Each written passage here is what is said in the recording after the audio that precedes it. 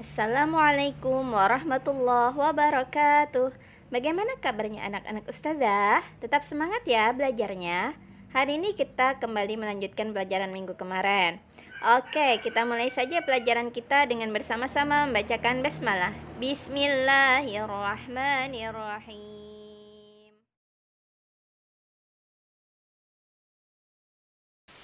Alhamdulillah, hari ini kita masih bisa melanjutkan pelajaran yang berikutnya ya. Hari ini kita akan mempelajari tentang Aku Cinta Nabi dan Rasul, pelajaran yang kelima.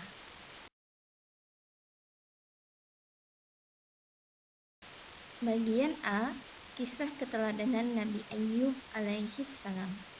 Nabi Ayyub alaihi salam adalah keturunan Nabi Ishak alaihi salam bin Ibrahim alaihi salam. Beliau adalah seorang nabi yang kaya raya. Binatang ternaknya banyak, sawah ladangnya luas. Akan tetapi, beliau tidak pernah melalaikan ibadahnya kepada Allah dan tidak pernah bersikap sombong. Nabi Ayyub alaihissalam terkenal sabar dan dermawan. Suka menolong fakir miskin, yatim piatu, dan orang-orang yang membutuhkan. Karena kemuliaannya itu, Allah memberikan beberapa ujian kepadanya melalui permohonan setan. Di antaranya, ujian yang pertama adalah Allah memberikan cobaan dengan mengambil semua harta Nabi Ayyub. Semua ternaknya mati dan ladangnya pun tidak menghasilkan lagi. Ujian yang kedua, semua putra dan putri Nabi Ayyub meninggal dunia. Dan ujian yang ketiga, Allah menguji Nabi Ayyub dengan penyakit kulit. Beliau menderita sakit selama kurang lebih 7 tahun.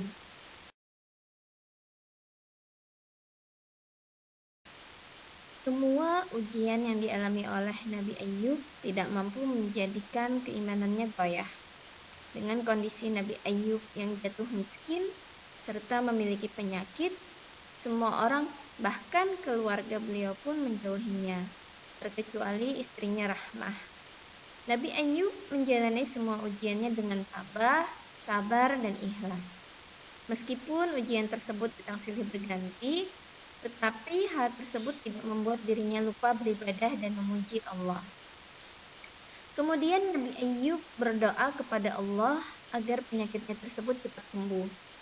Doa Nabi Ayyub alaihissalam dikabulkan oleh Allah Subhanahu wa Ta'ala, dan beliau pun sembuh seperti sedia kala.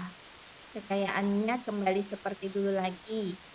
Selain itu, Allah juga menganugerahkan kembali keturunan kepada Nabi Ayyub alaihissalam dan istrinya.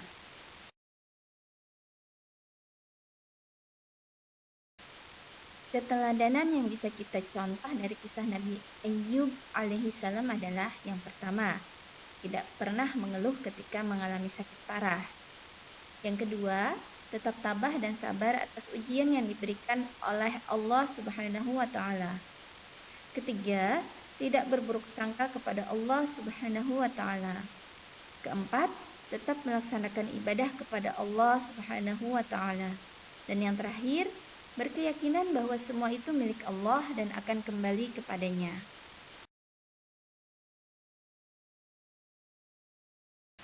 Kedua, kisah keteladanan Nabi Zulkifli alaihissalam. Nabi Zulkifli merupakan putra Nabi Ayyub alaihissalam. Nama asli Nabi Ayyub adalah Bashar. Beliau tinggal di negeri Syam yang dipimpin oleh seorang raja yang sudah tua. Raja tersebut adalah Nabi Ilyasa alaihissalam. Awal mula beliau dipanggil Zulkifli ketika suatu hari raja sedang mencari penggantinya.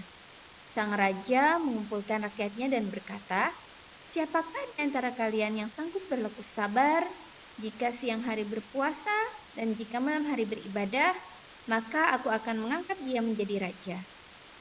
Pertanyaan itu diulang sampai 2 kali. Sampai pengulangan yang kedua, maka berdirilah seorang pemuda yang bernama Bashar dan menjawab, "Aku sanggup." Karena inilah Bashar diberi gelar Zulkifli yang artinya orang yang sanggup.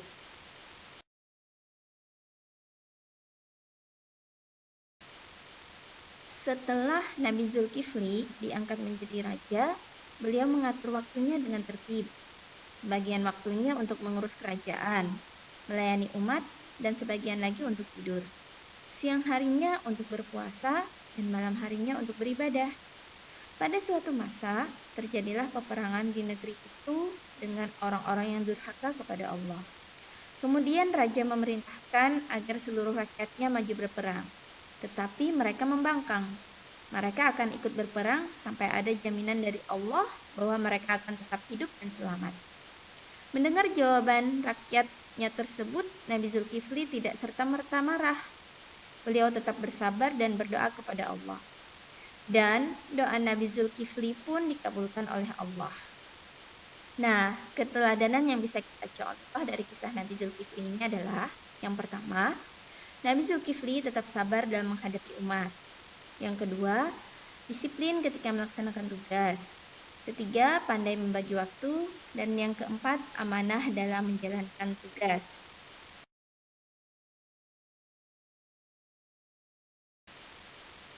Ketiga, kisah keteladanan Nabi Musa alaihissalam. Nabi Musa alaihissalam adalah anak Imran bin Yasar. Ibunya bernama Yukabad binti Dahat dari keturunan Bani Israel. Nabi Musa dilahirkan di Mesir, ketika itu dipimpin Raja Fir'aun yang zalim. Fir'aun adalah orang yang takabur, sombong, dan mengaku dirinya sebagai Tuhan. Pada suatu malam, Fir'aun bermimpi.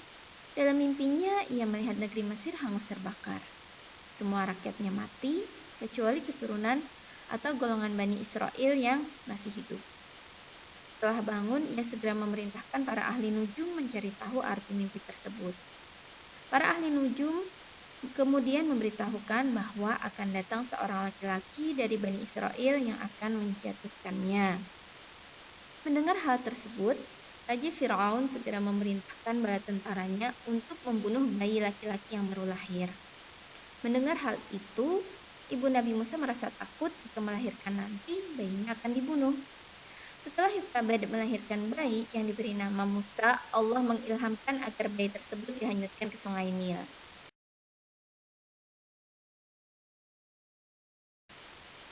Atas izin Allah, bayi yang berada di dalam peti tersebut terus hanyut dan ditemukan oleh Asiyah, istri dari Raja Fir'aun. Bayi Nabi Musa kemudian dibawa ke istana. Ketika Raja Fir'aun mengetahui hal itu, ia berniat membunuh bayi tersebut. Tapi karena bujukan Asiyah istrinya, akhirnya Raja Fir'aun mengurungkan niatnya untuk membunuh bayi tersebut. Setelah Nabi Musa dewasa, Allah memberikan anugerah kepadanya berupa ilmu pengetahuan dan hikmah. Pada suatu hari, Nabi Musa berjalan-jalan, melihat kota dan bertemu dengan dua orang yang sedang berkelahi. Yang satu dari golongan Kibti, golongan kerajaan, dan yang satunya dari golongan Bani Israel, golongan Nabi Musa. Ketika Nabi Musa hendak mendamaikan, tetapi orang Kibti tersebut tidak mau. Dia sombong karena berasal dari kalangan kerajaan. Kemudian Nabi Musa menamparnya hingga jatuh dan meninggal. Nabi Musa menyesali perbuatan itu. Beliau tidak bermaksud untuk membunuhnya, dan beliau segera memohon ampun kepada Allah. Berita kematian orang Kibti tersebut sampai kepada Raja Fir'aun. Ia memerintahkan tentaranya untuk menangkap Nabi Musa. Tetapi sebelum itu terjadi, ada seseorang yang memberitahu Nabi Musa dan menyarankannya untuk pergi.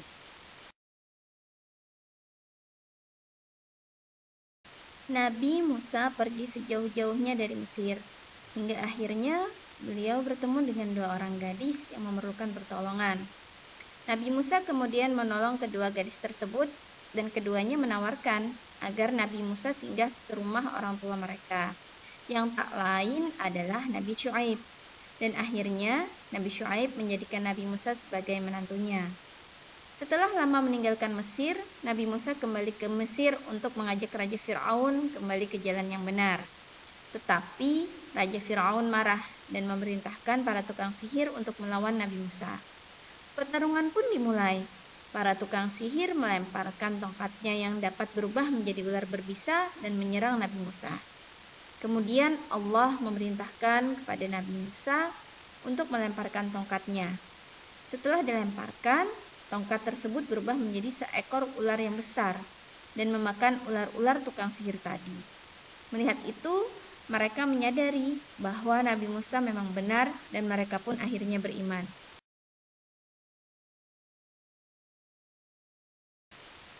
Melihat hal itu, Raja Fir'aun marah dan memerintahkan pasukannya untuk membunuh para tukang sihir tersebut. Nabi Musa dan kaum beriman pun akhirnya pergi meninggalkan Mesir. Pada waktu Nabi Musa dan orang-orang beriman sampai di Laut Merah, Raja Fir'aun dan bala tentaranya mengejar sampai ke sana. Nabi Musa kebingungan karena jalan buntu. Kemudian Allah memerintahkan Nabi Musa supaya memukulkan tongkatnya ke laut. Dan tiba-tiba air laut terbelah menjadi dua bagian. Di tengahnya ada jalan yang bisa dilewati Nabi Musa dan pengikutnya. Fir'aun dan bala tentaranya terus mengejar. Ketika Nabi Musa dan pengikutnya sampai di daratan, beliau kemudian memukulkan kembali tongkatnya tersebut. Seketika itu pula air laut kembali seperti semula dan tenggelamlah Raja Fir'aun beserta bala tentaranya. Mukjizat Nabi Musa yang pertama adalah tongkat berubah menjadi ular. Yang kedua, tongkat dapat membelah lautan. Teladan yang bisa kita ambil, yang pertama, berusaha mengajak orang lain kepada kebaikan dan mencegah kejahatan. Kedua, menanamkan kasih sayang dan tolong-menolong terhadap orang lain. Ketiga, bersikap sabar dan tabah dalam menerima cobaan dan tantangan dari lawan. Bagian D. Kisah keteladanan Nabi Harun alaihissalam. Nabi Harun alaihissalam adalah kakak kandung Nabi Musa alaihissalam. Tutur katanya fasih, perilakunya santun, dan kesetiaannya kepada Nabi Musa alaihissalam sangat besar. Nabi Harun selalu mendampingi Nabi Musa ketika menemui Raja Fir'aun. Nabi Musa dan Nabi Harun selalu membela orang yang tertindas. Ketika Nabi Musa meninggalkan kaumnya selama 40 hari untuk beribadah, beliau meminta Nabi Harun untuk menggantikannya memimpin umat. Setelah Nabi Musa pergi, banyak kaumnya yang kembali menyimpang dari ajaran Allah. Pada waktu itu, ada seorang pembuat sapi yang bernama Samiri. Kaum Bani Israel menyembah patung buatan Samiri tersebut. Ketika Nabi Musa kembali, beliau sangat sedih dan menegur Nabi Harun. Kemudian Nabi Harun menjelaskan kenapa umatnya kembali menyembah berhala. Setelah mendapat penjelasan tersebut, Nabi Musa mengerti dan meminta maaf kepada Nabi Harun.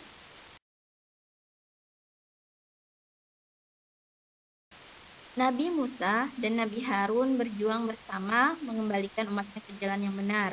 Meskipun tantangan dan rintangan harus mereka hadapi, mereka tetap pantang menyerah menyebarkan ajaran Allah dan mengajak umatnya untuk kembali bertobat dan menyembah Allah Subhanahu wa Ta'ala. Keteladanan yang bisa kita ambil yang pertama, bertutur kata halus dan sopan ketika berbicara dengan siapa saja. Kedua, sabar ketika menghadapi ujian dari Allah. Ketiga, pantang menyerah ketika Bani Israel menolak ajakannya. Dan yang terakhir, pemaaf.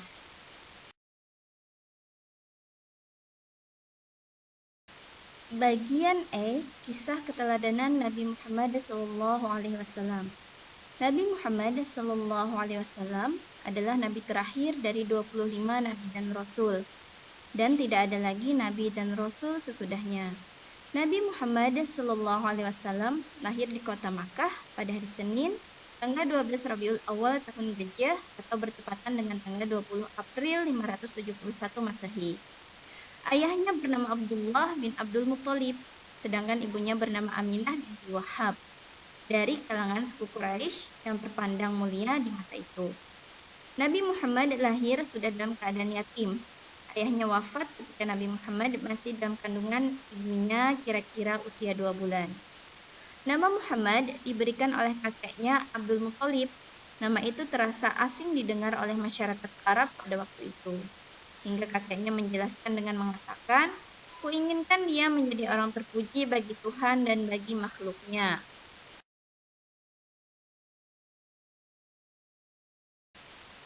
Perempuan pertama yang menyusui Nabi Muhammad setelah ibunya adalah Su'aibah. Su'aibah adalah budak pamannya Abu Lahab. Setelah Su'aibah beberapa saat, lalu disusukan kepada Halimah Sa'adiyah, istri Al-Harith bin Abdul Uzza. Keluarga Halimah mendapatkan keberkahan yang besar setelah Nabi Muhammad berada di tengah-tengah keluarga mereka. Ternak-ternaknya sehat-sehat dan beranak pinak menjadi sangat banyak. Suatu ketika, ibunda Nabi Muhammad merasa perlu mengenang suaminya yang telah meninggal dunia. Maka pergilah Aminah berziarah ke makam suaminya di Yatsrib. Aminah menempuh jarak dari Makkah ke Yatsrib sekitar 500 km bersama putranya yakni Nabi Muhammad SAW, disertai pembantu wanitanya Ummu Aiman. Setelah 1 bulan tinggal di Madinah, Aminah kembali. Dalam perjalanan, Aminah menderita sakit.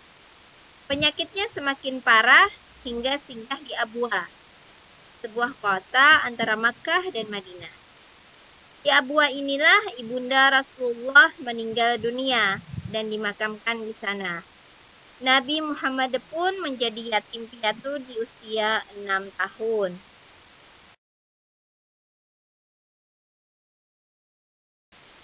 Nabi Muhammad kemudian diasuh oleh kakeknya Abdul Muthalib dengan penuh kasih sayang. Tetapi kemudian pada saat Rasulullah berumur 8 tahun, kakeknya pun meninggal dunia. Sejak saat itu, Rasulullah diasuh dan dibesarkan oleh pamannya Abu Thalib. Pada saat Rasulullah berusia 12 tahun, beliau diajak pamannya berdagang ke negeri Syam. Setelah sampai di negeri Syam, mereka singgah di kota Busra. Di sana mereka bertemu seorang pendeta yang bernama Buhairah. Pendeta tersebut menyampaikan kepada Abu Thalib bahwa ia melihat tanda-tanda kenabian di dalam diri Nabi Muhammad SAW. Pada usia muda, Nabi Muhammad terkenal tabah, sabar, bertanggung jawab, kerja keras, dan sangat jujur. Sehingga ia diberi julukan Al-Amin, artinya terpercaya. Ketika itu, ia membawakan dagangan ke Syam milik seorang saudagar kaya yang bernama Khadijah. Khadijah melihat betapa amanahnya Rasulullah.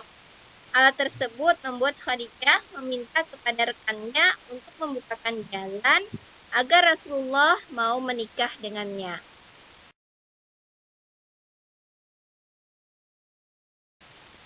Akhirnya, Rasulullah menikahi Khadijah pada saat usia beliau 25 tahun dan Khadijah 40 tahun. Menjelang usia 40 tahun, Rasulullah lebih suka menyendiri di Gua Hira untuk berkhalwat. Biasanya, beliau menetap di sana pada bulan Ramadan dan melewatkan waktunya dengan beribadah dan merenung memikirkan apa yang terjadi dalam kehidupan dan lingkungan sekitar. Ketika usia beliau genap 40 tahun, pada saat itulah beliau menerima wahyu yang pertama, yaitu Quran Surah Al-Alaq ayat 1-5.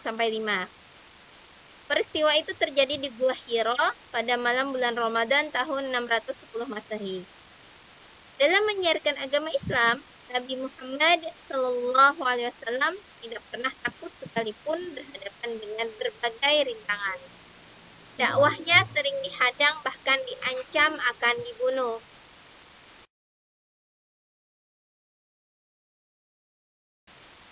Nabi Muhammad SAW berdakwah selama kurang lebih 23 tahun. 13 tahun di Makkah dan 10 tahun di Madinah.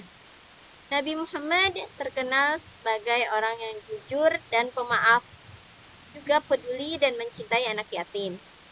Nabi Muhammad adalah Nabi dan Rasul yang terakhir. Dialah Nabi dan Rasul penutup. Tidak ada Nabi dan Rasul setelahnya. Karena Nabi Muhammad SAW sebagai penutup para nabi, maka sering disebut dengan Khatamul Anbiya, artinya penutup atau penghabisan para nabi dan rasul. Mukjizat Nabi Muhammad SAW yang pertama adalah Al-Quran. Al-Quran adalah kitab suci yang terpelihara sejak diwahyukan sampai nanti di akhir zaman. Terpelihara keasliannya. Yang kedua, membelah bulan. Peristiwa ini terjadi ketika kaum kafir Quraisy meminta Rasulullah untuk membuktikan bahwa beliau itu memang seorang nabi. Mereka meminta Rasulullah untuk membelah bulan. Nah, kemudian Rasulullah membuktikannya dengan menunjuk ke arah bulan dan terbelahlah bulan tersebut. Yang ketiga, makanan sedikit tetapi cukup untuk banyak orang. Nah, suatu ketika Abu Talhah dan istrinya mendengar Nabi Muhammad SAW lemas. Lalu kemudian keduanya mengundang Nabi untuk makan. Nah, ketika itu Nabi datang mengajak banyak sahabat, yakni sekitar 70 sampai 80 orang. Tetapi Abu Talhah dan istrinya itu hanya memiliki sedikit makanan. Nah, sebelum acara makan dimulai, Nabi Muhammad mendoakan makanan yang dihidangkan tersebut. Nah, hingga akhirnya makanan yang sedikit itu ternyata cukup dimakan oleh orang yang jumlahnya puluhan orang.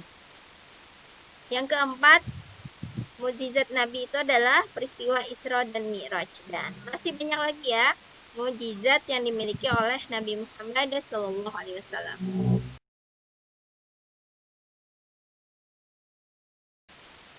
Pelajaran yang bisa kita ambil dari kisah Nabi Muhammad tadi, yang pertama, beliau waktu kecil sering membantu mengembala kambing. Nah, jadi kita bisa mencontoh ya, di rumah apa yang bisa kita bantu pekerjaan orang tua kita agar pekerjaan dan beban orang tua kita di rumah bisa menjadi ringan. Yang kedua, pada usia muda beliau rajin bekerja dan tangguh. Nah, apa yang harus kita lakukan? Yaitu rajin-rajinlah belajar. Yang ketiga, terkenal sebagai orang yang jujur. Nah, selalu junjung tinggilah yang namanya kejujuran. Yang keempat, cinta dan sayang kepada anak yatim. Nah, semoga dari kisah para nabi dan rasul yang sudah kita pelajari dari minggu lalu hingga saat ini, itu bisa memotivasi kita semua untuk mencontoh semua perbuatan-perbuatan baik dari mereka. Alhamdulillah ya, pelajaran kita hari ini sudah selesai. Marilah kita bersama-sama tutup dengan membacakan hamdalah. Alhamdulillahirabbil alamin.